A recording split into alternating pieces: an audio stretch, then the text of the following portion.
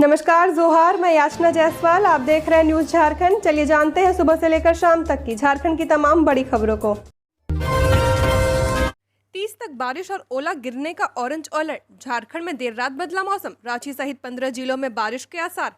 हफ्ते भर की भीषण गर्मी के बीच झारखंड में मौसम ने एक बार फिर करवट बदली है। राजधानी रांची सहित राज्य के अन्य जिलों में दिन भर की भीषण गर्मी के बाद देर रात मौसम का मिजाज बदला। अधिकतम तापमान में मामूली गिरावट के साथ पारा 38.6 डिग्री सेल्सियस तक पहुंच गया। हालांकि न्यूनतम तापमान 1.6 डिग्री से बढ़कर 23.8 डिग्री सेल्सियस पर पहुंच गया है। इस वजह से गर्मी से लोगों को थोड़ी राहत मिली है। चिलचिलाती धूप और गर्मी से आज से बड़ी राहत मिल सकती है। सुबह से रांची सहित अन्य जिलों में बादल छाए हुए हैं। वहीं मौसम विभाग ने रांची सहित झारखंड के मौसम में 27 अप्रैल से तेज हवा के साथ बारिश और ओलावृष्टि की संभावना जताई है। इधर पिछले 24 घंटे के दौरान डाल्टनगंज 44.1 डिग्री सेल्सियस के साथ सबसे गर्म रहा। आज रांची, खूंटी समेत राज्य के उत्तर पूर्वी क्षेत्र एवं मध्य क्षेत्र अंतर्गत पूर्वी सिंहभूम, पश्चिमी सिंहभूम, सिमडेगा, देवघर, धनबाद, दुमका, गिरिडीह, गोड्डा, जामताड़ा, पाकुड़, बोकारो, रामगढ़ एवं हजारीबाग में बारिश, ओलावृष्टि और वज्रपात होने की संभावना है। 28 व 29 अप्रैल को भी अधिकतर जिलों में बारिश, ओलावृष्टि की संभावना है। इसे देखते हुए ऑरेंज अलर्ट जारी किया गया है। वहीं 30 अप्रैल के लिए येलो अलर्ट जारी किया गया है। मैया सम्मान योजना पर बड़ा अपडेट। इन महिलाओं को लौटानी होगी पूरी राशि। झारखंड में मैया सम्मान योजना को लेकर बड़ा अपडेट सामने आया है। जिन लोगों ने गलत तरीके से इस योजना का लाभ लिया है, उन्हें पूरी राशि लौटानी होगी। सरकार का यह निर्देश पहले ही जारी कर दिया गया है। बीते कुछ महीनों से सभी जिलों में सत्यापन का कार्य चल रहा है। इस दौरान पता चला कि कई महिलाएं जो पेंशनधारी हैं या फिर जिनके पति किसी सरकारी नौकरी में हैं, उन घरों की महिलाएं भी इनका लाभ ले रही हैं। सरकार के निर्देश के बाद अब इन लोगों से पैसों की वसूली की जाएगी। ऐसे महिलाओं की सूची प्रखंडवार तैयार करने का निर्देश जारी किया गया है। झारखंड के सभी जिलों में मैया सम्मान योजना के लाभुकों की गहनता से जांच की जा रही है। हर जिले में अभी भौतिक सत्यापन का कार्य जोर शोर से चल रहा है। दरअसल आधार कार्ड से बैंक खाते का लिंक होने के बाद दोहरा लाभ लेने वाले महिलाओं के बारे में आसानी से पता लगाया जा सकता है। झारखंड के मंत्री इरफान अंसारी का ऐलान। पहलगाम के शहीदों को देंगे 4 महीने का वेतन। बोले, घटना ने मुझे अंदर तक झकझोर दिया है। जम्मू कश्मीर के पहलगाम में 22 अप्रैल को आतंकियों का हमला हुआ था। इस हमले में 26 पर्यटक मारे गए थे। इन मारे गए पर्यटकों को लेकर झारखंड सरकार के स्वास्थ्य मंत्री और कांग्रेस विधायक डॉक्टर इरफान अंसारी ने बड़ा ऐलान किया है। उन्होंने पहलगाम के शहीदों को अपना 4 महीने का वेतन देने का ऐलान किया है। इस ऐलान को उन्होंने शहीदों के प्रति श्रद्धांजलि बताया है। अपने सोशल मीडिया एक्स पर इरफान अंसारी ने लिखा कि जम्मू कश्मीर के पहलगाम में आतंकवादियों द्वारा पर्यटकों पर किया गया हमला न केवल मानवता पर हमला है, बल्कि उन्होंने भारत की आत्मा और प्रत्येक भारतवासी पर हमला किया है। इस घटना ने मुझे काफी अंदर तक झकझोर दिया है। मैंने फैसला लिया है कि शहीद परिवारों को मैं अपने 4 महीने का वेतन श्रद्धांजलि के तौर पर दूंगा। यह मेरा फर्ज है कि मैं पीड़ित परिवारों के इस दुख में उनके साथ खड़ा रह सकूं। शहीदों का बलिदान अमूल्य है। परिवारों के साथ मेरी पूरी संवेदनाएं हैं। चतरा में दर्दनाक सड़क हादसा। शादी के 4 दिन बाद होमगार्ड जवान ने पत्नी को खोया। 3 महिलाओं की मौत। चतरा जिले के इटखोरी चतरा मुख्य मार्ग पर एक दर्दनाक सड़क हादसा हुआ, जिसमें 3 महिलाओं की मौके पर ही मौत हो गई, जबकि 2 बच्चों समेत 7 लोग गंभीर रूप से घायल हो गए हैं।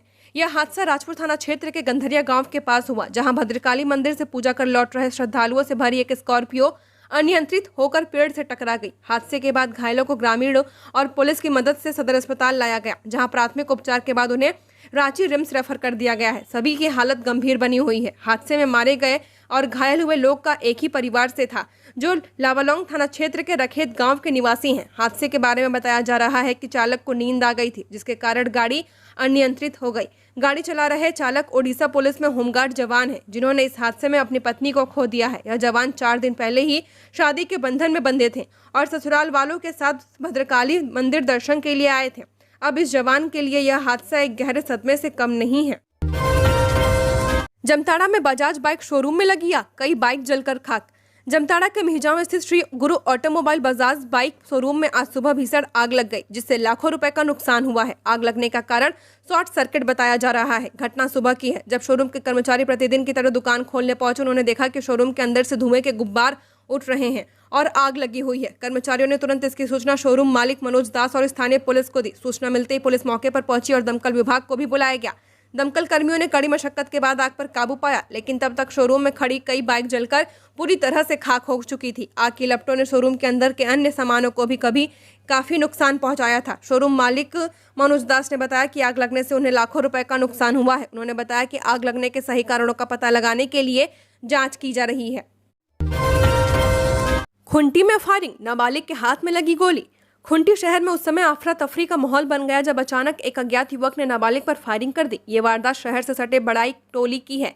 इस घटना को लेकर पुलिस ने मामले की जांच तेज कर दी है। इस इलाके में अचानक गोली चलने से लोग दहशत में आ गए हैं। इस गोलीबारी में नाबालिग के हाथ में गोली लगी है और वो बुरी तरह से जख्मी है। इस हादसे के बाद नाबालिग के परिजन इलाज के लिए उसके सदर अस्पताल लेकर पहुंचे, जहां उसकी स्थिति अब खतरे से बाहर बताई जा रही है। वहीं खुंटी थाना की पुलिस भी इस घटना की गंभीरता से जांच की बात कह रही है। प्रत्यक्षदर्शियों के द्वारा बताया जा रहा है कि घटना रविवार सुबह के वक्त ही है। घटना कैसे घटी और किन कारणों की वजह से इसे अंजाम दिया गया है, यह अभी साफ नहीं हो पाया है।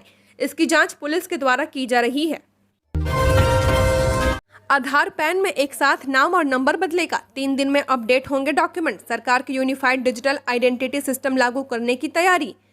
आधार PAN, voter ID, driving licence आदि में नाम, पता, मोबाइल नंबर बदलवाने के लिए लोगों को अब अलग अलग दफ्तरों में चक्कर नहीं काटने होंगे। केंद्र सरकार यूनिफाइड डिजिटल आइडेंटिटी सिस्टम लागू करने की तैयारी में है। इसके लिए बन रहे पोर्टल पर लोग एक ही जगह पता, नंबर आदि अपडेट कर सकेंगे। सभी जरूरी पहचान पत्रों में यह बदलाव ऑटोमेटिक अपडेट हो जाएगा। पोर्टल को इस तरह डिजाइन किया जा रहा है कि आधार, पैन, ड्राइविंग लाइसेंस और पासपोर्ट जैसे सभी पहचान पत्र एक साथ इंटीग्रेटेड रहें। अपडेट के लिए पोर्टल पर जाकर विकल्प चुनना होगा, जैसे मोबाइल नंबर बदलने के लिए अलग विकल्प, पता बदलने के लिए अलग विकल्प, संबंधित दस्तावेज अपलोड करने होंगे। बदलाव 3 वर्किंग डेज में सभी दस्तावेजों में अपडेट हो जाएगा। सिरमटोली फ्लाईओवर के रैंप निर्माण कार्य में तेजी, इंजीनियरों की लगाई टीम। सिरमटोली में रैंप बनाने के काम में तेजी आ गई है। पथ निर्माण विभाग इसे बनाने के लिए पूरा जोर लगा रहा है। मई माह में फ्लाईओवर के सारे काम पूर्ण करके चालू करने का भी लक्ष्य रखा गया है। इंजीनियरों की भी पूरी टीम की तैनाती की गई है। विभाग ने यातायात विंग के चीफ इंजीनियर मनोहर लाल सहित कई इंजीनियरों को विशेष रूप से इस कार्य में लगाया है, ताकि योजना का काम समय पर पूरा किया जा सके। पथ डिवीजन रांची के इंजीनियरों के अलावा अन्य विंग के भी कार्यपालक अभियंताओं, अधीक्षण अभियंता को ड्यूटी दी गई है। रैंप बनाने में किसी विरोध का सामना न हो, इसके लिए पुलिस प्रशासन का भी सहयोग लिया जा रहा है। सारा कुछ ठीक रहा तो अगले 1 सप्ताह में इसे बना दिया जाएगा। इंजीनियरों ने बताया कि फ्लाईओवर निर्माण का काम अंतिम चरण में है। मेकन की ओर सभी रैंप का काम पूरा हो चुका है। फ्लाईओवर में साउंड बैरियर भी लगाए जा रहे हैं। बता दें कि सरना स्थल के पास कुछ रैंप को कम किया गया है। सरना स्थल के पास कुछ जगह छोड़ी गई है, ताकि वहां पर्याप्त स्थल रहे, त्योहार में कोई परेशानी न हो। झारखंड मेधा छात्रवृत्ति परीक्षा के लिए आवेदन की प्रक्रिया शुरू, केवल इन स्कूलों के छात्र ही हो सकेंगे शामिल। झारखंड में मुख्यमंत्री मेधा छात्रवृत्ति परीक्षा के आवेदन जमा करने की प्रक्रिया शुरू कर दी गई है। झारखंड एकेडमिक काउंसिल ने इसकी तिथि घोषित कर दी है। विद्यार्थी झारखंड एकेडमिक काउंसिल की वेबसाइट jac.jharkhand.gov.in पर ऑनलाइन आवेदन जमा कर सकते हैं। आवेदन निःशुल्क जमा होगा। आवेदन जमा करने की प्रक्रिया 26 अप्रैल से शुरू हो गई है, जिसकी अंतिम तिथि 20 मई है। जिला शिक्षा पदाधिकारी 27 अप्रैल से 22 मई तक आवेदन सत्यापित करेंगे। छात्रवृत्ति के लिए प्रति वर्ष 5000 बच्चों का चयन किया जाएगा। परीक्षा में सफल विद्यार्थियों को 9वीं से 12वीं तक प्रत्येक वर्ष 12,000 रुपए की छात्रवृत्ति दी जाएगी। इसके लिए 9वीं और 10वीं की परीक्षा में 60% अंक लाना जरूरी है। परीक्षा की तिथि के बाद में जैक द्वारा घोषित की जाएगी। आवेदन जमा करने के लिए 7वीं की परीक्षा पास होना और 8वीं में अध्ययनरत होना अनिवार्य है। इस परीक्षा में राजकीयकृत कस्तूरबा गांधी बालिका विद्यालय, मॉडल विद्यालय, प्रोजेक्ट विद्यालय, गैर सहायता प्राप्त और अनुदानित विद्यालय में नामांकित विद्यार्थी शामिल हो सकते हैं। रांची के कांटाटोली में दुकान में लगी आग, एक बुजुर्ग की मौत। रांची के लोअर बाजार थाना क्षेत्र स्थित कांटाटोली में एक दुकान में अचानक आग लग गई। आग की लपटें देखते ही इलाकों में हड़कंप मच गया और स्थानीय लोगों ने तुरंत इसकी सूचना फायर ब्रिगेड को दी। सूचना मिलते ही दमकल की गाड़ियां मौके पर पहुंची और आग पर काबू पाने की कोशिश करने लगी। घटना में किसी के हताहत होने की सूचना नहीं है, लेकिन दुकान में रखा सामान जलकर राख हो गया। पुलिस भी मौके पर पहुंची और पूरे मामले की छानबीन कर रही है। यह दुकान कपड़े की है। जानकारी के मुताबिक एक बुजुर्ग की मौत हो गई है, जबकि कुछ लोग दम घुटने की वजह से बेहोश हो गए हैं। मौके पर पहुंची फायर ब्रिगेड की टीम ने कड़ी मशक्कत के बाद आग पर काबू पा लिया। झारखंड में है पाकिस्तान के 10 नागरिक, वापस भेजने पर फैसला जल्द।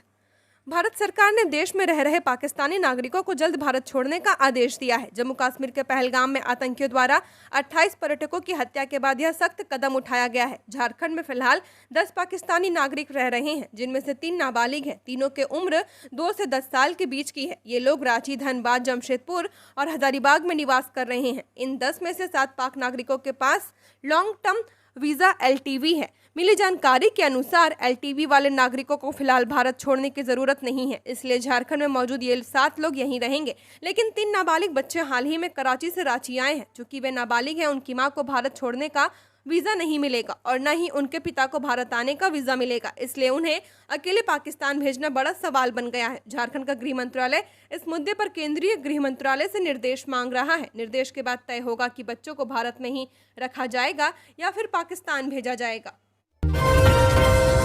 पहलगाम आतंकी हमले के बाद रेल समेत झारखंड के सभी 24 जिले अलर्ट पर, सुरक्षा के पुख्ता इंतजाम। जम्मू कश्मीर के पहलगाम में हुए आतंकी हमले के बाद विशेष प्रशासनिक सतर्कता के मद्देनजर रेल सहित झारखंड के सभी 24 जिलों को अलर्ट किया गया है। यह अलर्ट केंद्रीय गृह मंत्रालय के अधीन कार्यरत सुरक्षा एजेंसियों द्वारा तैयार रिपोर्ट और निर्देश पर पुलिस मुख्यालय द्वारा ATS ने किया है। सुरक्षा एजेंसियों ने अपनी रिपोर्ट के माध्यम से बताया कि 22 अप्रैल की आतंकी घटना का वीडियो सोशल मीडिया पर तेजी से फैल रहा है। ऐसे में इससे सांप्रदायिक तनाव बढ़ने का खतरा उत्पन्न हो सकता है, इसलिए इनसे निपटने के लिए कई बिंदुओं पर केंद्रीय एजेंसी की ओर से सुरक्षा को लेकर राज्य पुलिस को निर्देश भी दिए गए हैं। रिपोर्ट के जरिए राज्य की पुलिस को बताया गया कि सोशल मीडिया पर तनाव फैलाने वाली की गतिविधियों पर विशेष निगरानी रखते हुए सुरक्षा के इंतजाम किए जाए। घटना को लेकर किसी तरह के विरोध प्रदर्शन के दौरान सुरक्षा बल की तैनाती को लेकर भी पर्याप्त इंतजाम किए जाएं। राज्य के वैसे इलाके जो सांप्रदायिक तनाव और सुरक्षा के दृष्टिकोण से संवेदनशील हैं, उन इलाकों को चिन्हित कर वहां पुलिस बल की तैनाती कर दी जाए।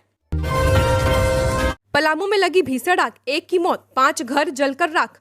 पलामू के हैदरनगर थाना क्षेत्र के मोहकर कला पंचायत के एक गांव में शनिवार रात भीषण आग लग गई। इस हादसे में 5 घर जलकर पूरी तरह राख हो गए हैं। एक युवक की मौत हो गई है और कई मवेशी झुलस गए हैं। घटना शनिवार रात करीब 12 बजे की बताई जा रही है। तेज आंधी के साथ उड़ती चिंगारी ने हिमजा गांव के कई घरों में आग पकड़ ली। आग इतनी तेजी से फैले कि लोगों को संभलने का मौका भी नहीं मिला। कुछ ही मिनटों में 5 घर आग की चपेट में आ गए और जलकर खाक हो गए। मौके पर मौजूद ग्रामीणों ने खुद आग बुझाने की कोशिश की, लेकिन आग पर काबू नहीं पाया जा सका। इस बीच दमकल विभाग को सूचना दी गई, लेकिन दमकल की गाड़ी 2.5 घंटे बाद मौके पर पहुंची। तब तक भारी नुकसान हो चुका था। इस हादसे में जहां एक युवक की जान चली गई है, वहीं 5 मवेशी भी बुरी तरह झुलस गए हैं। गांव में अब मातम पसरा हुआ है। ग्रामीणों का कहना है कि अगर दमकल समय पर पहुंचती है तो शायद नुकसान को कम किया जा सकता था। फिलहाल प्रशासन ने पीड़ित परिवारों को मदद का भरोसा दिलाया है।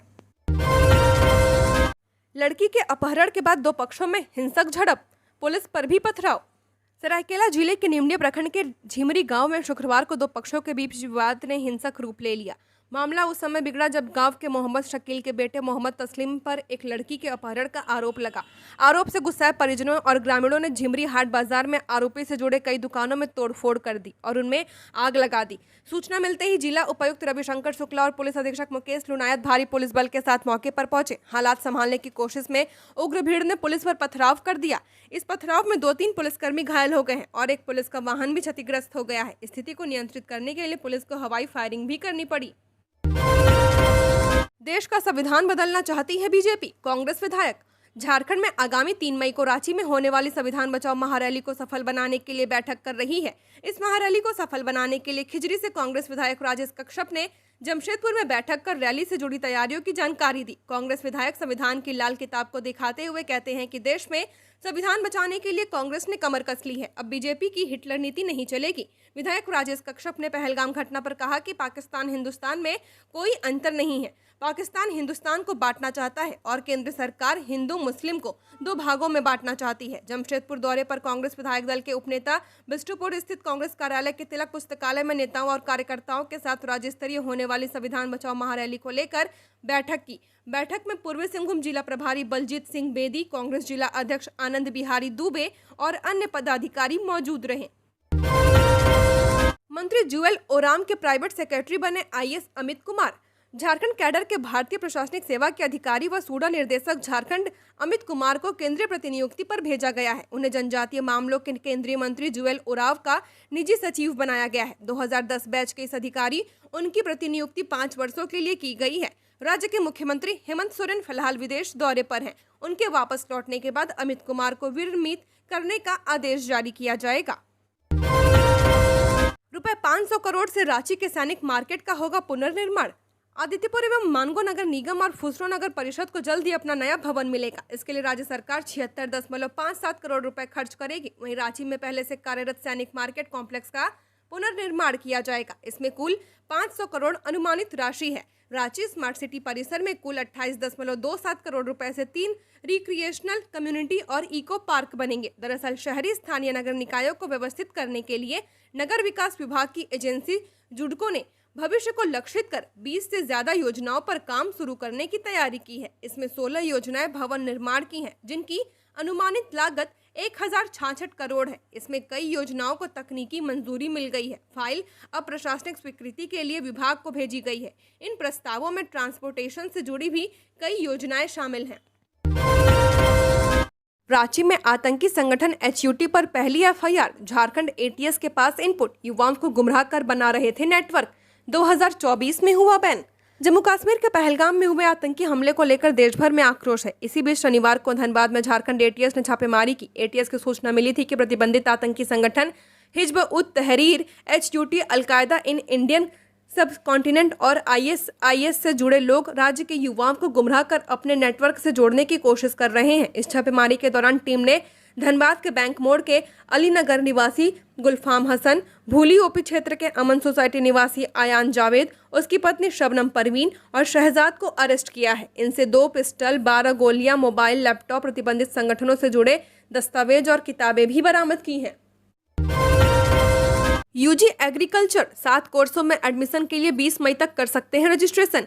एग्रीकल्चर में स्नातक की पढ़ाई करने वाले इच्छुक अभ्यर्थियों के लिए अच्छी खबर है। झारखंड संयुक्त प्रवेश प्रतियोगिता परीक्षा पार्षद द्वारा एग्रीकल्चर कोर्सों में एडमिशन के लिए प्रवेश परीक्षा का शेड्यूल जारी कर दिया गया है। एग्रीकल्चर के 7 कोर्सों में एडमिशन के लिए आयोजित होने वाली परीक्षा में शामिल होने के लिए योग्यता रखने वाले अभ्यर्थी 20 मई तक रजिस्ट्रेशन कर सकते हैं। प्रवेश परीक्षा 15 जून को आयोजित की जाएगी। रजिस्ट्रेशन कराने वाले अभ्यर्थियों की प्रवेश परीक्षा के लिए राजधानी रांची और दुमका मुख्यालय में केंद्र निर्धारित किए जाएंगे। परीक्षा ऑफलाइन मोड में आयोजित की जाएगी। PCM या PCB विषय के सामान्य EWS OBC कैटेगरी के अभ्यर्थियों को परीक्षा शुल्क 900 रुपये देना होगा। PCM या PCB SC ST और सभी कैटेगरी को महिला के अभ्यर्थियों को परीक्षा शुल्क मद में 450 रुपये जमा करने होंगे। इसी प्रकार PCMB विषय के सामान्य EWS OBC कैटेगरी के अभ्यर्थियों को परीक्षा शुल्क 1000 रुपये देना होगा, जबकि PCMB विषय के सामान्य EWS OBC कैटेगरी के अभ्यर्थियों को परीक्षा शुल्क 500 रुपये देने होंगे। मनरेगा मजदूरी का 400 करोड़ रुपए केंद्र से अब तक नहीं मिला। मनरेगा में करीब 400 करोड़ रुपए का वेज पेमेंट का बकाया हो गया है। भारत सरकार से अभी तक बकाया वेज की राशि नहीं मिली है। इनमें 350 करोड़ रुपए विगत वित्तीय वर्ष 2024-25 का है। इस वित्तीय वर्ष का भी लगभग 50 करोड़ रुपए बकाया हो गया है। हालांकि ग्रामीण विकास विभाग यह उम्मीद कर रहा है कि इस वित्तीय वर्ष का 40 से 50 करोड़ रुपए भारत सरकार से मिल जाए। वहीं विगत वर्ष के लिए केंद्र सरकार को अलग से 350 करोड़ रुपए का प्रावधान करके राशि का आवंटन करना होगा। ग्रामीण विकास विभाग झारखंड अंतर्गत मनरेगा कोषांग के जरिए कई बार भारत सरकार के ग्रामीण विकास मंत्रालय को यह पत्र लिखा गया है और राशि की मांग की गई है, लेकिन अभी तक राशि नहीं मिली है। बकाया पैसा प्राप्त नहीं होने की वजह से मजदूरों का मजदूरी भी बकाया है। कई मजदूर सरकार से बकाया भुगतान की मांग कर रहे हैं।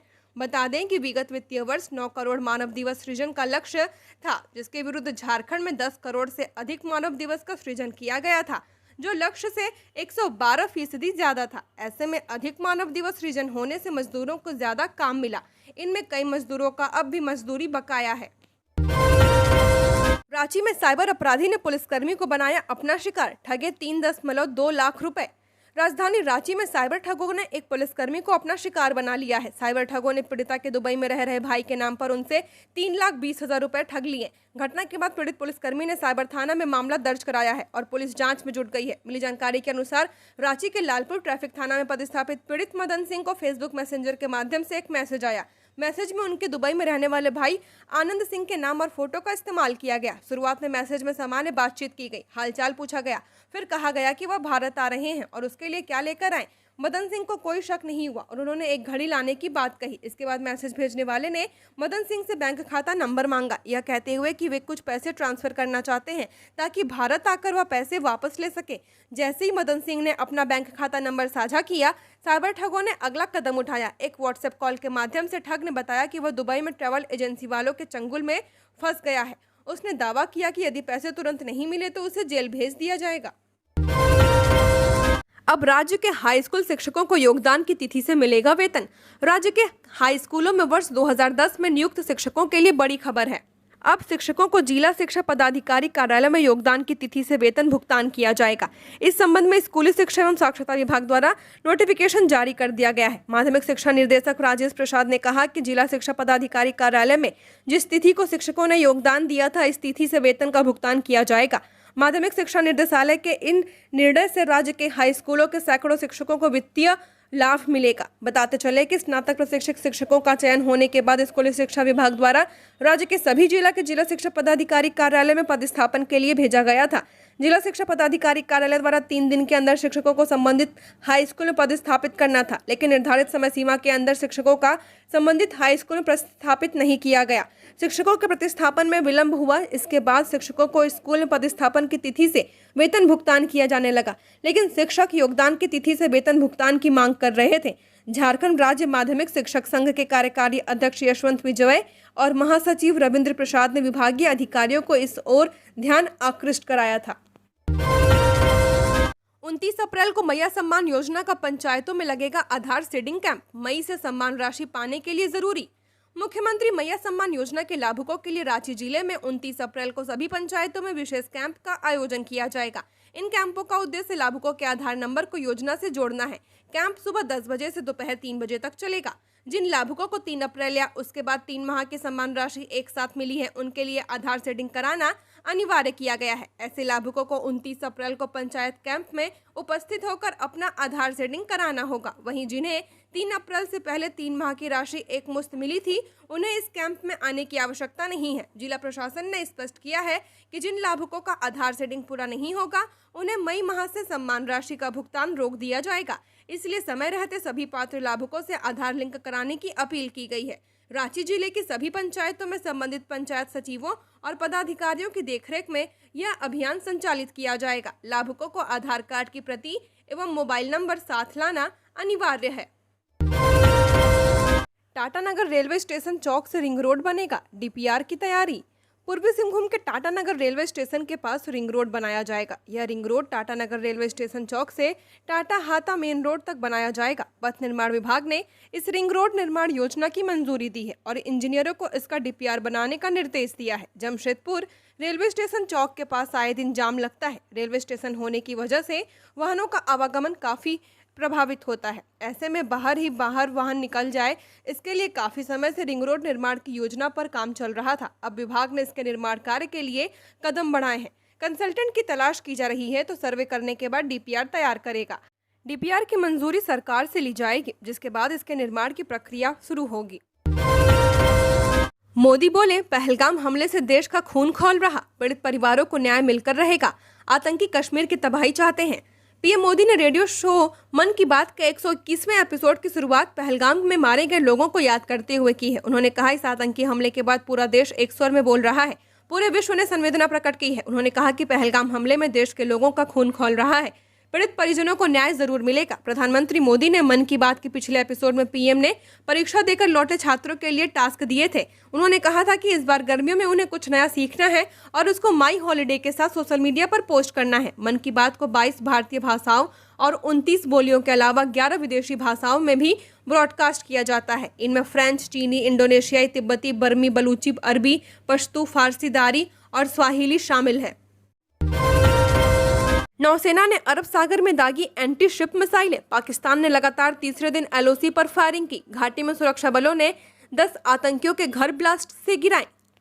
जम्मू कश्मीर में पहलगाम के वेस्टर्न घाटी में 22 अप्रैल को आतंकियों ने 26 पर्यटकों पर अंधाधुंध गोलियां बरसाकर हत्या कर दी थी। इसके बाद से घाटी में सुरक्षा बलों का सर्च ऑपरेशन जारी है। सुरक्षा बलों ने घाटी में पिछले 3 दिनों में 10 आतंकियों के घर ब्लास्ट से उड़ा दिए हैं। कुपवाड़ा के कंडी खास इलाके में अज्ञात हमलावर ने 45 साल के गुलाम रसूल मगरे को उनके घर पर गोली मार दी थी। मगरे सोशल एक्टिविस्ट है। उधर नौसेना ने अरब सागर में कई एंटी शिप फायरिंग ड्रिल की है। खास बात यह है कि इस दौरान दागी गई मिसाइलों से बहुत दूर तक सटीक निशाना लगाया जा सकता है। नौसेना ने कहा कि वह देश की समुद्री सुरक्षा के लिए पूरी तरह तैयार है। वहीं पाकिस्तान ने लगातार तीसरे दिन शनिवार व रविवार की दरमियानी रात एलओसी पर फायरिंग की है। ये फायरिंग टूटमारी गली और रामपुर सेक्टर पर की गई है। भारतीय सेना ने भी जवाबी कार्रवाई की है। जानमाल के नुकसान की खबर नहीं है। मुकेश अंबानी के छोटे बेटे अनंत को मिली बड़ी जिम्मेदारी। रिलायंस इंडस्ट्रीज के एग्जीक्यूटिव डायरेक्टर बने। 1 मई से संभालेंगे पद, 5 साल का कार्यकाल। रिलायंस इंडस्ट्रीज लिमिटेड ने शनिवार को मुकेश अंबानी के छोटे बेटे अनंत अंबानी को कंपनी का एग्जीक्यूटिव डायरेक्टर नियुक्त किया है। अनंत 1 मई से 5 साल के लिए इस पद पर रहेंगे। 2023 से वे कंपनी में नॉन एग्जीक्यूटिव डायरेक्टर हैं। रिलायंस ने एक्सचेंज फाइलिंग में इसकी जानकारी दी है। कंपनी ने बताया, रिलायंस के बोर्ड ऑफ डायरेक्टर्स ने 25 अप्रैल को अपनी बैठक में human resource nomination and रीम्यूनरेशन committee की सिफारिश पर विचार किया और नॉन एग्जीक्यूटिव डायरेक्टर अनंत एम अंबानी को होल टाइम एग्जीक्यूटिव डायरेक्टर नियुक्त किया गया। झारखंड की और खबरों के लिए बने रहिए हमारे साथ। हमारे चैनल न्यूज झारखंड पर चैनल को सब्सक्राइब करें, साथ बेल आइकन को प्रेस करें। नमस्कार।